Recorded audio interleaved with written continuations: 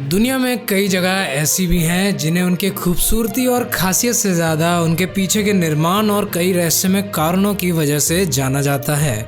जैसे कि दुनिया के 7 अजूबों में से एक ताजमहल, जो एक तरफ अपनी खूबसूरती की वजह से तो दूसरी तरफ इस वजह से प्रसिद्ध है कि उसके बनाने के बाद शाहजहां ने उसे बनाने वाले कारीगरों के हाथ काट दिए थे ताकि कोई दूसरा ताजमहल ना बन सके।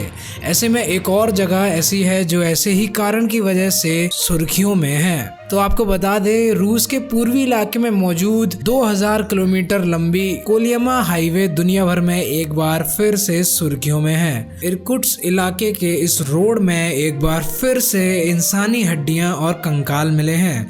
सड़क के अंदर से इंसानी हड्डियां निकलने के बाद स्थानीय पुलिस ने इसकी जांच शुरू कर दी है। आइए अब आपको बताते हैं हड्डियों की सड़क के नाम से मशहूर इस हाईवे की दिल दहला देने वाली सच्चाई। ठंड के मौसम में बर्फ से जम जाने वाली इस इलाके में सड़क पर गाड़ियां ना फिसले, इसके लिए इंसानी हड्डियों को बालू के साथ मिलाकर उसके ऊपर डाला गया है। स्टालिन के समय बनाए गए इस हाईवे के निर्माण की कहानी बहुत ही डरावनी है, जिसमें 2.5 लाख से लेकर 10 लाख लोगों को अपनी जान से हाथ धोना पड़ा। यह हाईवे पश्चिम में बैसयाक को पूर्व में मगडान से जोड़ता है। एक समय में कोलियमा तक केवल समुद्र या प्लेन के जरिए ही पहुंचा जा सकता था, लेकिन वर्ष 1930 के दशक में सोवियत संघ में स्टालिन के तानाशाही के दौरान इस हाईवे का निर्माण शुरू हुआ। इस दौरान मजदूर शिविर के बंधुआ मजदूरों और कैदियों की मदद से इसका निर्माण शुरू हुआ। इस हाईवे को बनने में लगभग 10 लाख कैदियों और बंधुआ मजदूरों का इस्तेमाल किया गया। इन कैदियों में साधारण दोषी और राजनीतिक अपराध के दोषी दोनों ही तरह के लोग शामिल थे। इनमें से कई ऐसे कैदी भी थे जो सोवियत संघ के बेहतरीन वैज्ञानिक भी थे।